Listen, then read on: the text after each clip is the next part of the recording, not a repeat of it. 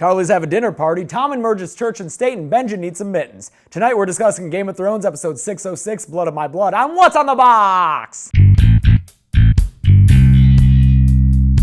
Hi, I'm James. And I'm James. And I'm Chelsea. And this is What's on the Box, where we discuss the latest episode of your favorite TV show. This week we get our second Stark reunion of the season. And this is a huge deal, having Benjen Stark return. He has been gone since the very first episodes of this series, and now he's back. And interestingly, it seems like he's been merged with a book character. And it's been a theory for a while that Benjen is this book character named Cold Hands. In the after the episode thing, D&D call Benjen Cold Hands Benjen. So I think it's just characters being mushed together. Because Benjen isn't fully Benjen Stark at this point. It sounds like maybe he even died at some point or came very close to it and then was revived by the Children of the Forest using the same method that they used to create the first White Walkers, sticking a slab of obsidian into his heart. This feels like one of the more fan fiction-y choices the show decided to make. I think it was a crowd pleaser, which I'm fine with. I love that Benjen's back. I'm really, really excited. Bran needs somebody to help him along with his journey at this point. He's lost Hodor, he's lost the Three-Eyed Raven, he doesn't have Jojen anymore. Mira is more of his protector than any kind of guide. He needs somebody to kind of guide him. And I think from a storytelling perspective too, we need Benjen here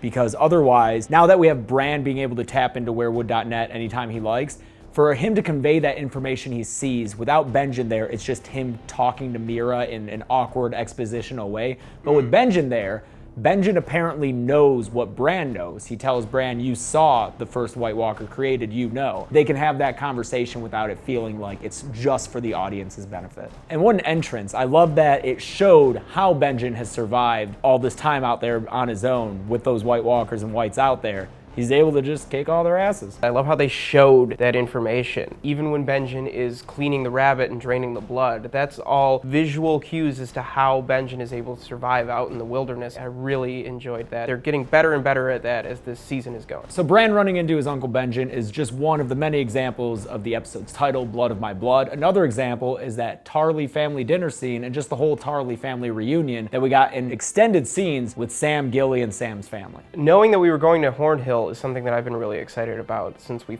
found out that that was Sam's destination, and it did not disappoint. From the very first shot of the castle itself all the way through Sam's escape, it was a fantastic sequence on so many levels. It might have been my favorite part of the episode. I think so too, just because of both the aesthetic and the acting, just the character moments in there.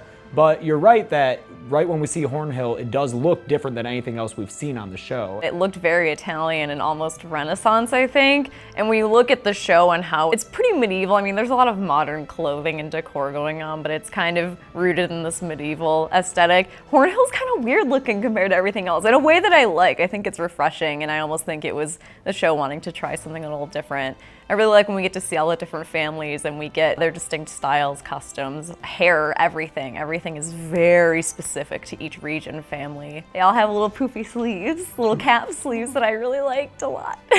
Have we seen any other locations in the Reach? Might this be a regional aesthetic? We haven't seen a castle in the Reach, and I think part of what differentiates the Reach from other regions that we've seen is the Reach has been untouched by the war so far. So everything is aplenty. There's flowers, there's food, there's plenty of bread. The Reach is a region in Westeros. It's on the western side of the continent. Highgarden is its capital. The Tyrells are lords there. The Tarlys are bannermen to the Tyrells. That's where a lot of the country gets its food from. Yeah, yesterday we were calling it the breadbasket of Westeros. Because Olenna uses that to lord over Cersei and Tywin all the time. Like, we're supplying King's Landing with all of its food. Speaking of breadbaskets, that's when Big Daddy Tarly breaks open all of his hatred. Oh, I was so excited we got to see Daddy Tarly. Randyll Tarly is a man whose reputation precedes him as a cold, hard man, and boy, he lived up to it. That character is a force, and you just kind of hear about how scary he is, and that's a hard role to cast, it's a hard role to play, and I thought it was fantastic. The origin of why Sam went to Castle Black in the first place was because Randyll threatened to basically kill him for not living up to his expectations. He's so concerned with his family's legacy. He's and basically his another house. Tywin. He kind of reminds me of Tywin. He's just really cold. There's another scene with him in the books that I don't think we'll get in the show, but it's with him and Brienne, where he really talks down to Brienne again and chastises her for choosing this non-feminine lifestyle. He victim blames her for attempted rape because she put herself in that position. Those scenes definitely paint him in an even more negative light, but I think this dinner party did enough to make us just hate him. I think what he has is a very rigid set of people's roles in the world. There is a lord of the house who should be a certain way. There is a lady of the house who should be a certain way. And I think that he does show some respect for Lady Tarly in her role as head of house, but a man, in his view, has to be a certain way. And for him, it is not Sam, it is his other son, Dickon. That scene was really emotional for me. I almost teared up when he's just berating Sam, and you just get a small taste of the abuse that Sam must have lived with his entire life. And Sam, despite all of his accomplishments and his character growth, we've seen him kill a White Walker, one of 3 people in the entire known world to kill a White Walker, still just buckles underneath the pressure of his dad, and he probably will always do that because, you know, daddy issues, they go deep. One thing I would like to take a moment to touch on is the importance of swords in this culture. Now, I've been a obsessed Game of Thrones fan for many years, but it wasn't until recently that I fully realized the importance of swords in this culture and in this world, which I think would also be true of medieval times in our own world. I think that because swords were something that were so difficult to create, especially good quality, high quality swords, there is some of that in our history, but I think that the world of Ice and Fire takes it to a new level because of the kind of magical quality of something like Valyrian steel. That's right, because Valyrian steel, there are only a set number of those swords left in the world and no one knows how to forge those. That's why it was such a big deal when ice was melted down to create Oathkeeper and Widow's Wail. Yeah, it was the melting of ice that for me was really the defeat of House Stark. More so than Ned being killed and the Red Wedding, we really get the sense that House Stark is no more when Tywin throws the wolf pelt scabbard into the fire and ice is reforged into Lannister swords. That is a very symbolic, serious move, and I think that we get a lot of that same reverence for swords with Heartsbane, the Tarly sword. Yeah, because these swords have been passed down for centuries, sometimes millennia in certain cases. Swords basically become characters in this series, and it's why leading up to this episode there were a lot of rumblings of people being excited for Heartsbane, like it's an actual character. And that's why that moment is so big. When Sam takes that sword, he's almost kidnapping. He's definitely taking the family legacy and lineage into his own hands, away from his father, and saying, I can carry on the family name with or without your approval. I got Heartsbane. Yeah, he's really saying in a way that he is the one who is worthy to wield it. And that is something that Randall explicitly said he was not. I'm curious to see what the response is going to be, because I don't know if Sam has the physical prowess to actually wield that sword. And I'm curious to not only see Randall's response, but also Dickon's, because it would have gone to Dickon had Sam not done that. I have a feeling Dickon's gonna be the one who ends up coming after Sam on his father's orders as a way to prove himself to an even greater extent to his dad. Yeah, because he doesn't seem to have any ill feelings towards Sam, but he does seem to cower before Randall. Another important sword makes its reappearance in the series because Arya fishes out Needle from her little hiding space in Braavos. This is after Arya makes the very crucial decision to not follow through on the Faceless Man's orders. That sequence was fantastic. Yeah, these 2 episodes with all the actors and the actors troupe have really helped Arya's storyline. Yeah, I think that the show did an excellent job of casting great actors as the actors. Even though that the play is this kind of farcical nonsense retelling of events that we've seen, the actors behind it are really putting a lot into it. Lady Crane really moves Arya with the power of her words. For Arya to make an empathetic connection with essentially Cersei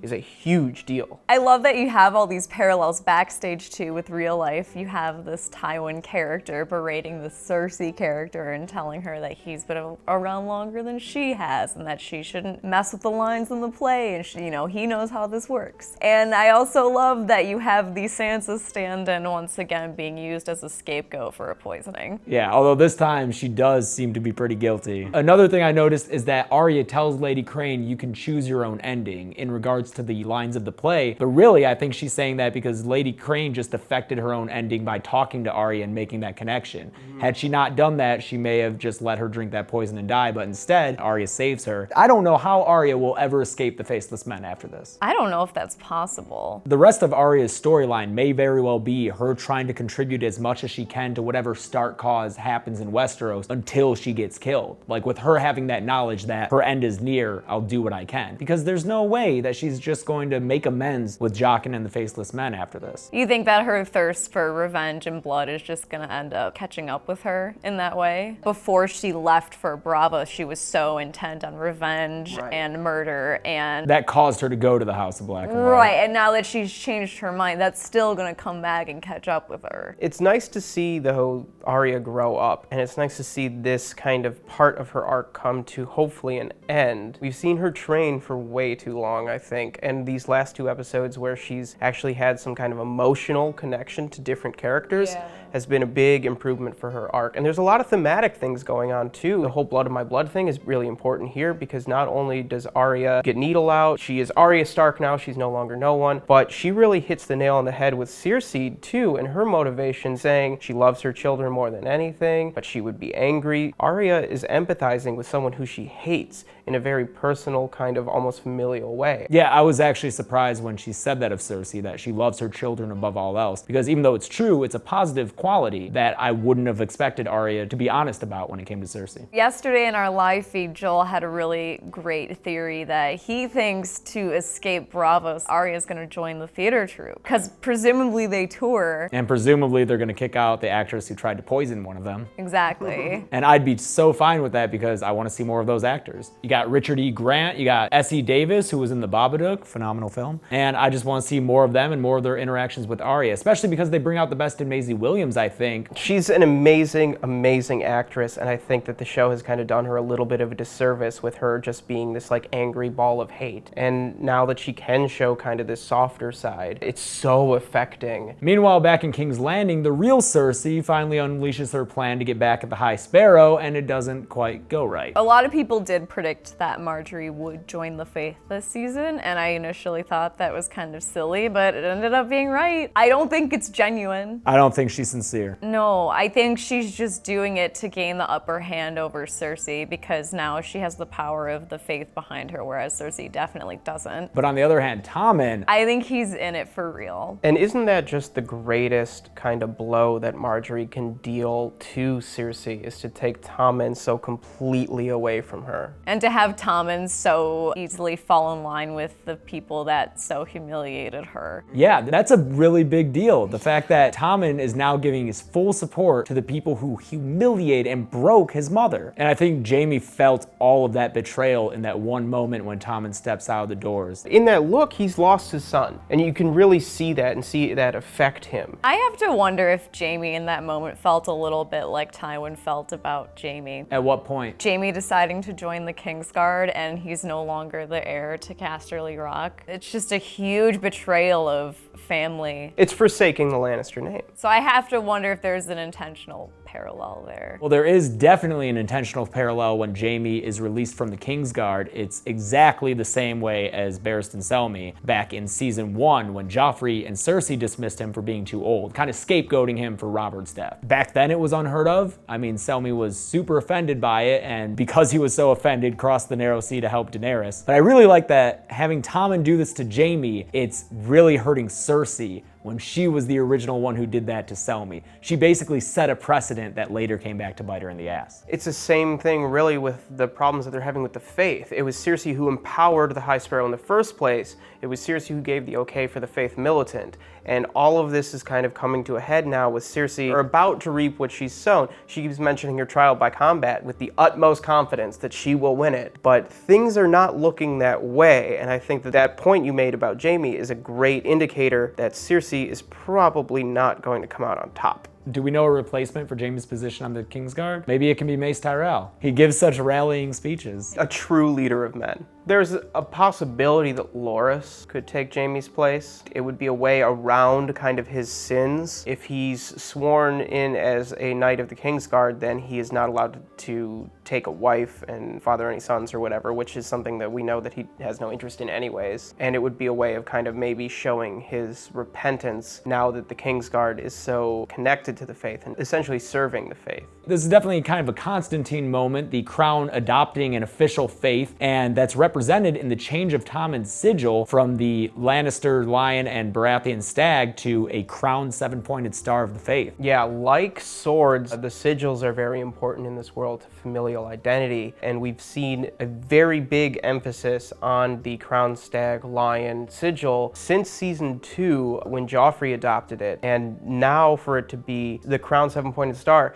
is just a complete dissolution of two major houses. And it's just humiliated a third major house in the Tyrells. So we're seeing kind of this fall of the great houses in both the Lannisters and the Tyrells, also in the north, obviously with the Starks. That's one of the things I think this series is trying to do, is to show a moment in history where all these major great houses are maybe coming to an end. And I think one of the aspects of that we get to see that's really interesting is seeing these lesser lords and their resentment towards these major houses for having to serve underneath them this whole time. In Westeros, you have different regions, and at the head of each region is a major house, such as a Stark or a Tully or a Lannister. Below them are houses that serve fealty to them. Like in the north, you have the Karstarks and the Umbers. This episode really showed through Walder Frey the resentment that some of these minor houses have for having to pay them fealty. Walder Frey even says, and he's said it before, I'm sick of the Tullys always looking down on us. And I think the same kind of resentment has always been there in House Bolton, and that led to their betrayal of the Starks. They want to be the wardens in the north. They don't want to have to play second fiddle to the Starks. I think that this jealousy of positions of power is something that we see throughout the series in different ways. Obviously, in this political sense, you have houses like the Freys and the Boltons, but you also see it on a smaller scale, even within the great houses, with somebody like Cersei who's jealous of Tywin and wants to rule herself, or within the Boltons, Ramsay's jealousy over Roose and his position as true Lord Bolton. One of the most jealous figures in the series, I think, is Walder Frey, and we get a big explanation of that in that scene where he talks to his sons Lothar and Black Walder. I also love, too, that Walder Frey is so clearly outnumbered by all these younger Freys that probably don't like him very much. They could easily take him out, but they're so scared of him they don't. It's just like Sam and Randall, his sons cowering before their fathers. The Frey scene was kind of a reminder to us of things that have happened long ago in this series, because I think they're about to resurface and affect the plot. For instance, Walder talks a lot about the Red Wedding, and that's important because not only was it the death of Catelyn and Robb, but it showed Catelyn's uncle Brynden the Blackfish escaping. He leaves right before the Red Wedding gets going. He has to go pee outside or something, and he escapes. That was the last we saw him, but now he's back and he holds Riverrun, which isn't surprising because that guy is awesome. Whereas her brother Edmure repeatedly missed those shots to set Hoster Tully's casket aflame in a Viking funeral, Brynden the Blackfish just did it in one go. I'm pumped to see the Blackfish in action. We saw in the preview, he said that line about how, as long as I'm standing,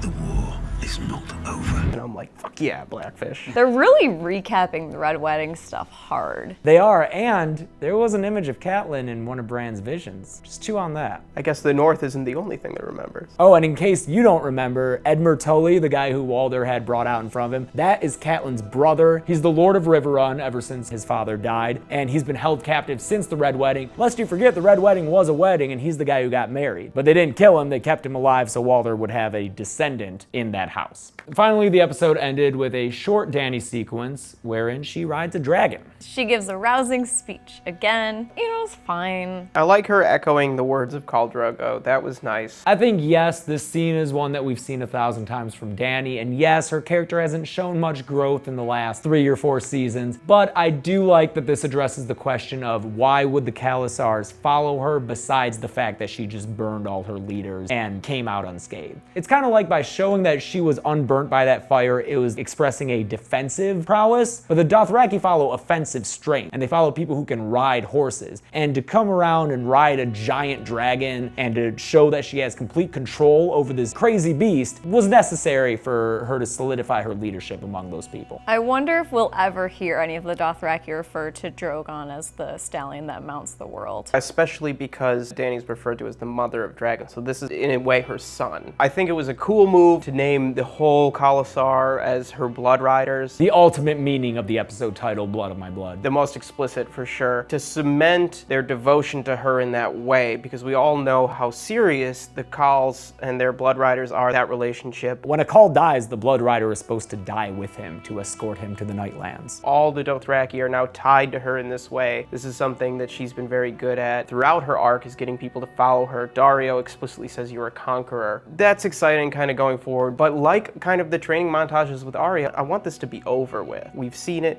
It's great. This is a great moment. Don't go back to this well. Move forward now. I do think we're getting set up here of Dany either being the villain or being some force that's opposed to Jon. I think what the series might ultimately end up doing is have a bunch of our favorite characters fighting each other, because isn't that kind of the ultimate gray area? There's no good or evil in that battle. It's characters we like fighting characters we like. One of the biggest themes in this series is that people aren't entirely good and entirely evil, and I think, yeah, there's no bigger expression of that than having people who you've grown up to love because they're on separate sides of the world, having them in conflict with each other and having to choose a side or realize that there is no side to choose. Oh yeah, I guess we didn't talk about Bran's visions. There was a lot of information real fast. I think the most interesting thing is, as Chelsea pointed out. So I kind of went through and looked shot by shot of Bran's visions, and it seems like all of these things are events that took place in the past. We had to see the Mad King, which is really cool, except there's a shot of wildfire